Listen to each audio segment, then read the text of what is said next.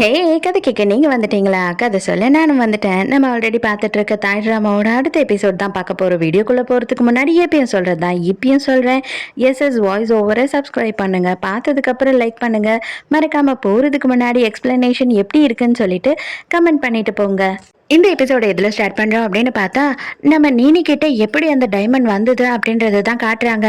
என்ன இருக்கு அப்படின்னு பார்த்தா, இவ வந்து ஷாப்பிங் பண்ணிக்கிட்டு இருக்கும்போது சடனா அந்த இடத்துல டாக்டர் பிய பார்க்குறா.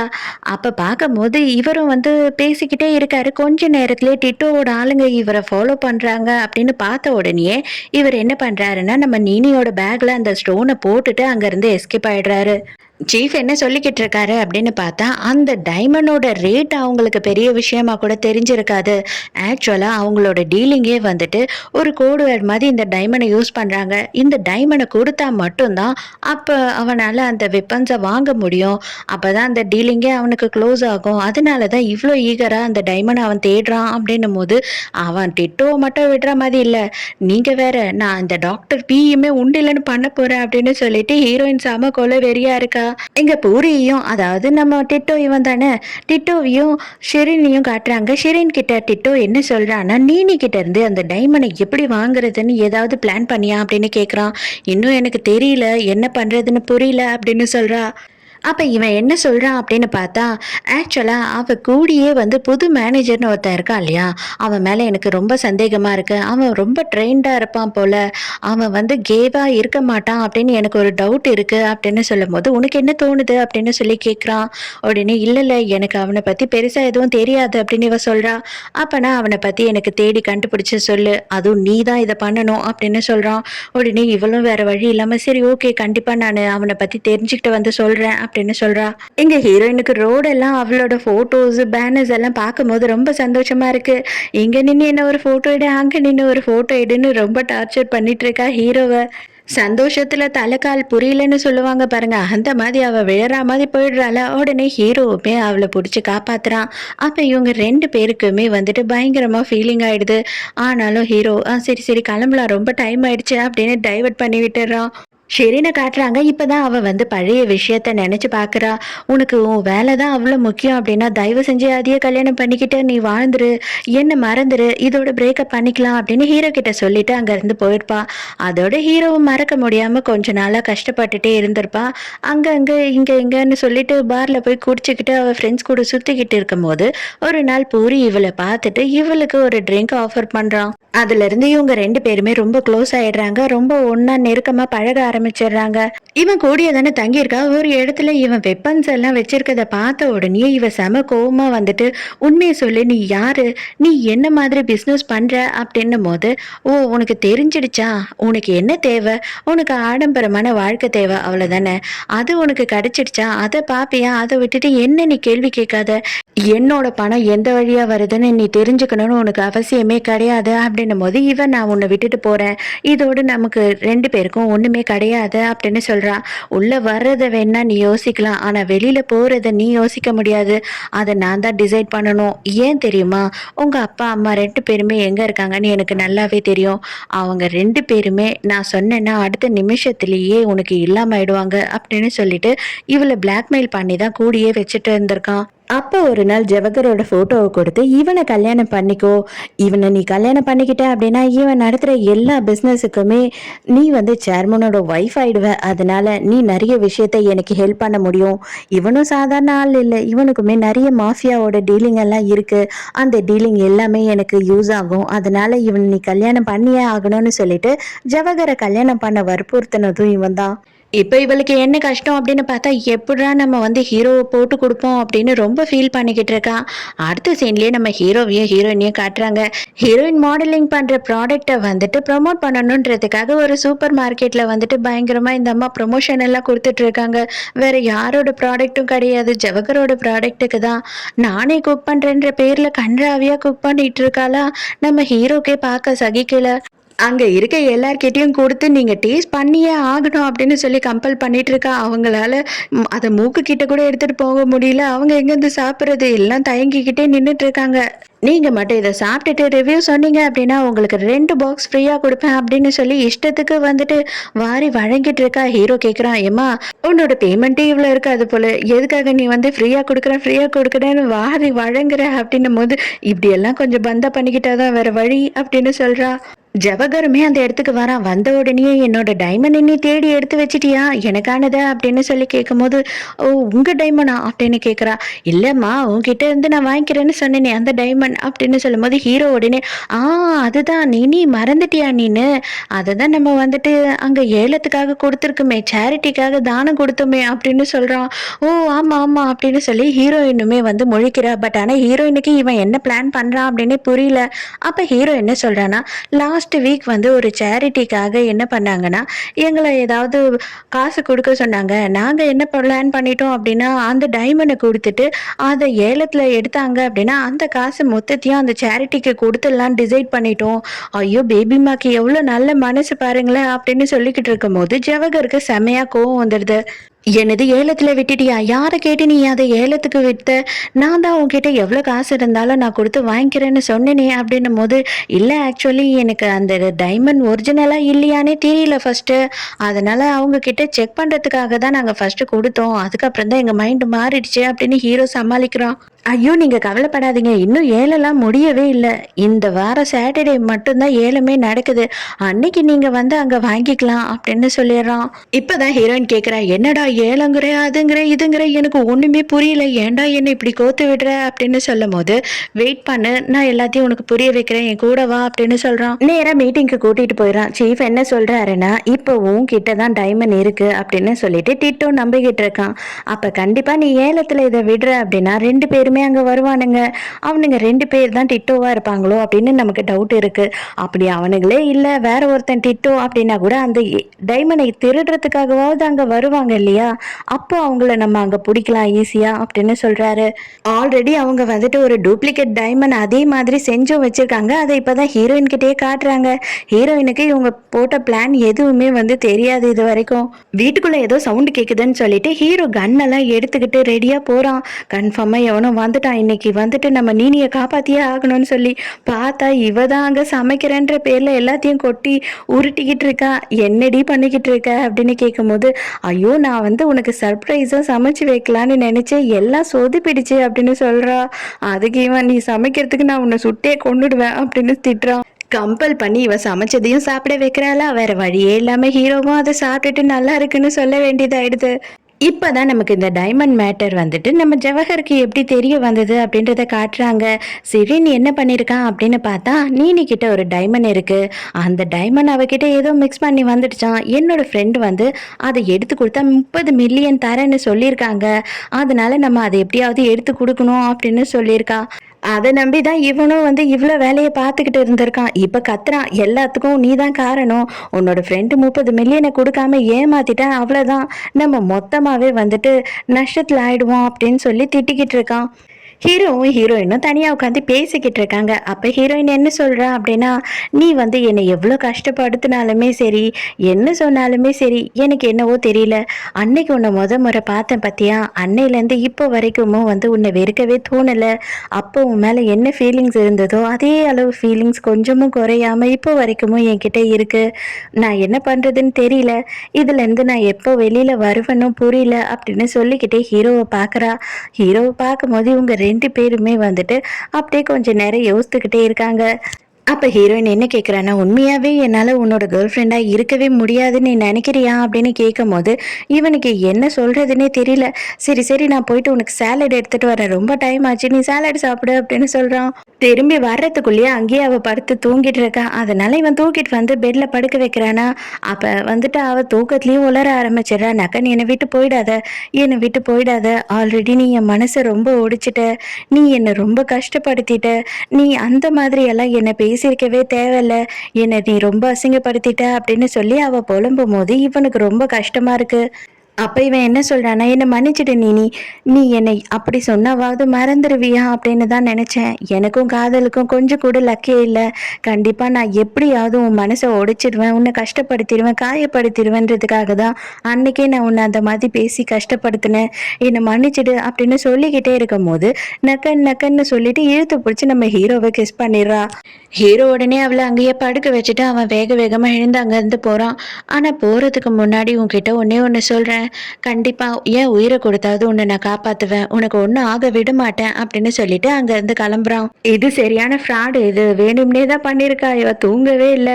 ஏல விட்ட நாளுமே வந்துடுது. அங்க வாவா வரா. வாவாவோட டீம்லயே வந்து நம்ம நளனையும் மினியையும் சேர்த்துட்டாங்க போல. ஹீரோயின பார்த்த உடனே சும்மா இல்லாம ஹீரோயின போய் நோண்ட ஆரம்பிச்சிடுறா இந்த வாவா.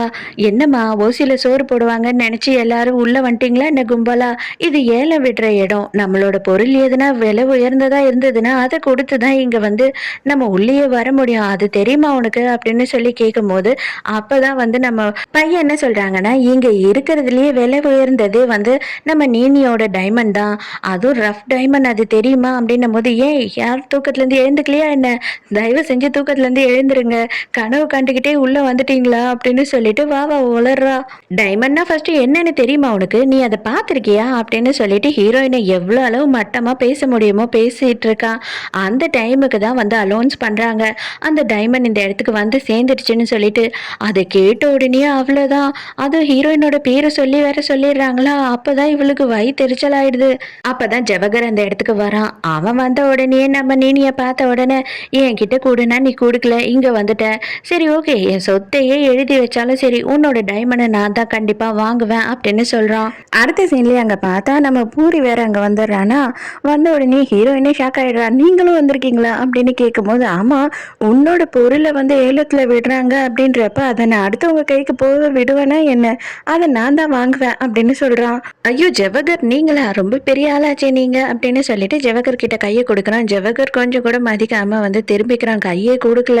உடனே இவன் வந்துட்டு கொஞ்சம் காண்டான கூட இருந்தாலும் அப்படியே அங்க மழுப்பி சிரிச்சு பேசிக்கிட்டு இருக்கான். அப்ப ஜவஹர் அவனாவே என்ன சொல்றான்னா, எனக்கு நீனியோட டைமண்ட் வேணும், அதுக்காக மட்டும்தான் நான் இங்க வந்திருக்கேன். அதை வச்சு என்னோட பொண்டாட்டிக்கு நான் வந்து ரிங் செஞ்சு கொடுக்க போறேன் அப்படின்னு சொல்லும் போது, நீனியோட டைமண்ட் உங்களுக்கு கிடைக்கும்னு சொல்லிட்டு நீங்க கனவுல தான் நினைச்சு பார்க்கணும். கண்டிப்பா நீனியோட பொருளை நான் விட்டு கொடுக்கவே மாட்டேன் அப்படின்னு சொல்லிட்டு பூரி சொல்றான். எல்லாரும் உள்ள போயிடுறாங்க. ஹீரோ மட்டும் என்ன சொல்றான்னா, நீங்க எல்லாம் போங்க, நான் இங்கேயே இருக்கேன், அதுதான் கொஞ்சம் ஈஸியா இருக்கும் எனக்கு அப்படின்னு சொல்லிட்டு அவன் மட்டும் வெளியிலேயே நின்னுக்கிறான் ஏலத்துக்குள்ள போகாம. நம்ம வாவாவோட பர்ஸை வேற யாரும் 2 லட்சம் ரூபாய்க்கு ஏலத்துல எடுத்துட்டாங்க. அதுக்கே அவங்களுக்கு பயங்கர சந்தோஷமாயிடுது. அடுத்ததா ஹீரோயினோட டைமண்டை தான் வந்து ஏலம் விட போறாங்க. அதனால ஹீரோயினையே கூப்பிட்டு அதை பத்தி பேச சொல்றாங்க. உண்மையாவே சொல்லணும் அப்படின்னா இது டைமண்ட்னே எனக்கு தெரியாது. எனக்கு இந்த கலர்டு ஸ்டோன்ஸ் எல்லாத்தையும் கலெக்ட் பண்ற பழக்கம் இருக்கு. இதையும் அது மாதிரி தான் நான் எப்படியோ கலெக்ட் பண்ணியிருக்கேன். இது என்ன ஏதுன்னு கூட எனக்கு சுத்தமா தெரியாது. இது டைமண்ட்னும் தெரியாது. அதுக்கப்புறம் எல்லாருமே அதை பார்க்க தான் ஒருத்தரும் இது டைமண்ட்னு எனக்கு சொல்ல ஆரம்பிச்சாங்க. ஸோ அந்த காசு எனக்கு வந்து சேரக்கூடாது. யாருன்னா பிரயோஜனமா இல்லாதவங்களுக்கு சேரணுன்ற ஒரே ஆசைக்காக தான் நான் இதை பண்ணியிருக்கேன்.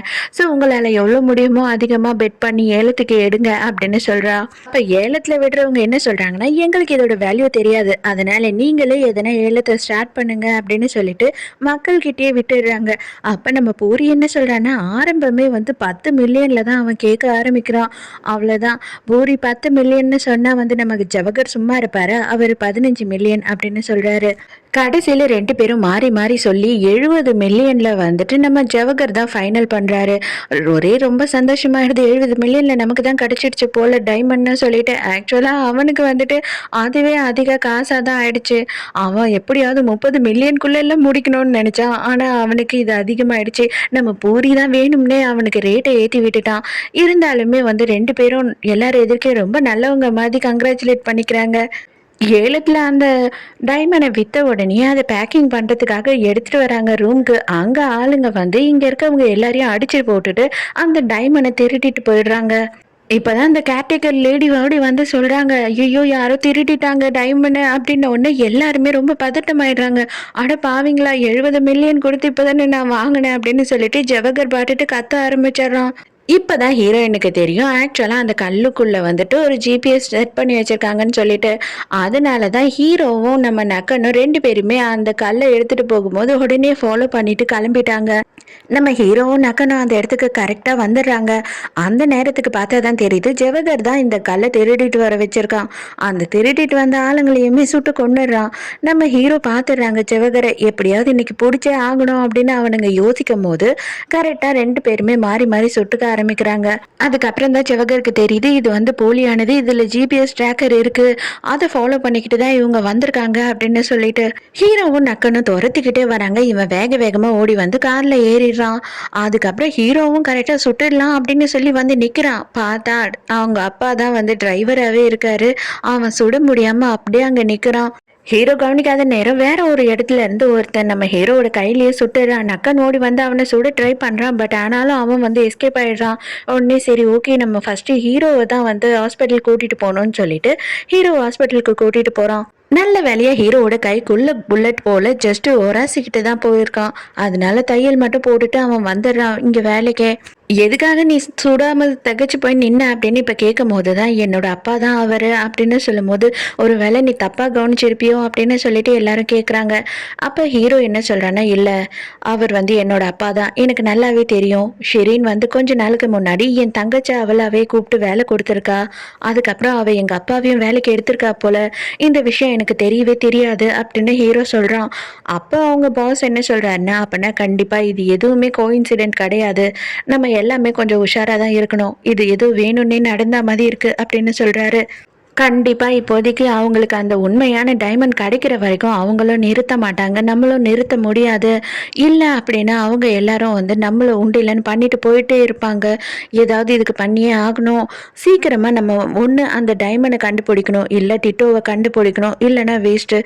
இப்போ நம்ம போற ரூட்டுக்கு ஏதோ சரியில்லாத மாதிரி எனக்கு தெரியுது, எல்லாமே ரொம்ப குழப்பமா இருக்கு அப்படின்னு சொல்லிட்டு இப்போ எல்லாருமே டென்ஷனா இருக்காங்க. டாக்டர் பிய காட்டுறாங்க. அவர் வந்துட்டு அந்த கூண்டை திறந்து பூனையை பிடிச்சி எப்படியாவது அந்த கல்லை எடுத்துடணும்னு ட்ரை பண்றான். ஒரு வாட்டியும் அது வந்து இவனை கடிச்சு விட்டுடுது. இப்ப என்ன பண்றான்னா திறக்கும் போது இவனுக்கு ஃபோன் வருதுன்னு சொல்லிட்டு ஃபோன் பேசிக்கிட்டே இருக்கா. அவ்வளவுதான், அதை கவனிக்காம விட்டுடுறானா. அட போடா எடுபட்ட பயலுன்னு சொல்லிட்டு அது இறங்கி அங்க இருந்து போயிடுது. ஐயோ பூனை எங்க போச்சுன்னு தெரியலையேன்னு சொல்லிட்டு பூனையை தேடிக்கிட்டு இருக்கான்.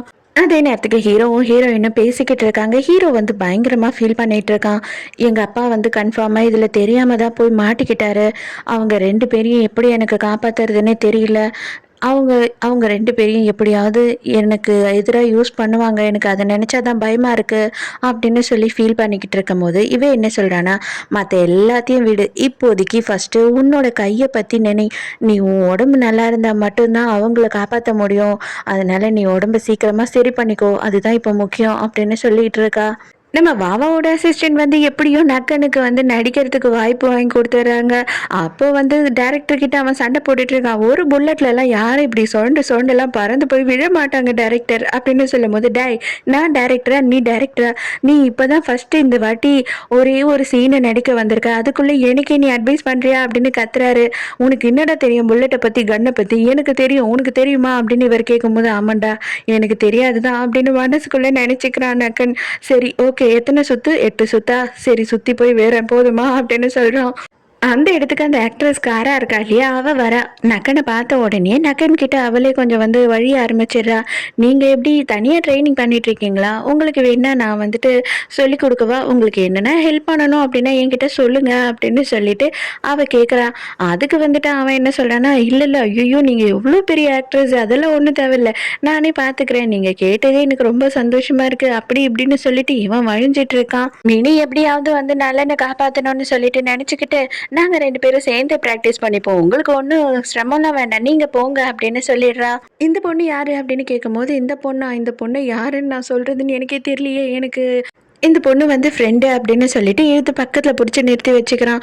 இப்போவாவது மினி நம்மளை திட்டாம இருந்தா சரி அப்படின்னு சொல்லிட்டு லஞ்ச் டைம்ல மினி வந்து சாப்பிட்றதுக்காக ஃபுட்டெல்லாம் எடுத்துட்டு இருக்கா. காரா வந்து பக்கத்துல நிக்கிறா. அவளுக்கு வந்து இவ்வளவு சுத்தமா பிடிக்கவே இல்லை போல, எதனா பண்ணணுமே அப்படின்னு யோசிச்சுக்கிட்டே இருக்கா. அவளோட ட்ரெஸ்ல சாப்பாட கொட்டிடலாம் அப்படின்னு சொல்லி யோசிக்கும்போது, நம்ம ஹீரோயின் வந்து புடிச்சிடுறா.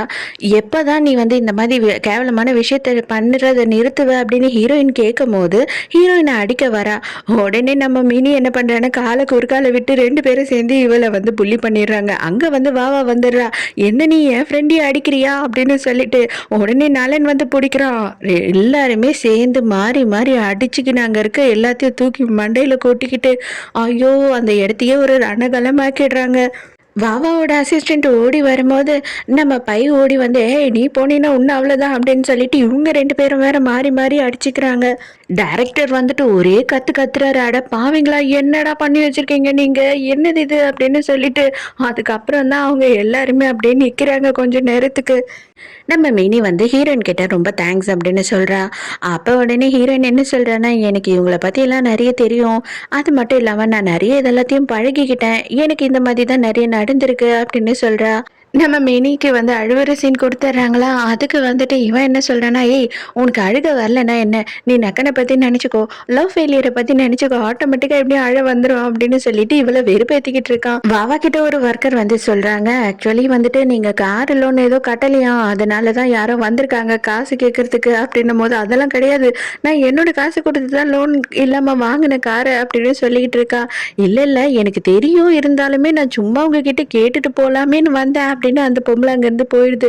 ஐயோ! ஏன்டா என் வாழ்க்கை இப்படி ஒஸ்ட்டா போயிட்டுருக்கு அப்படின்னு வாவா பொலம்பிட்டே இருக்கா. அதுக்குள்ள அவளுக்கு ஒரு கால் வருது. யாருன்னு அட்டெண்ட் பண்ண பிறகு தான் தெரியுது ஜவஹர்ன்னு சொல்லிட்டு.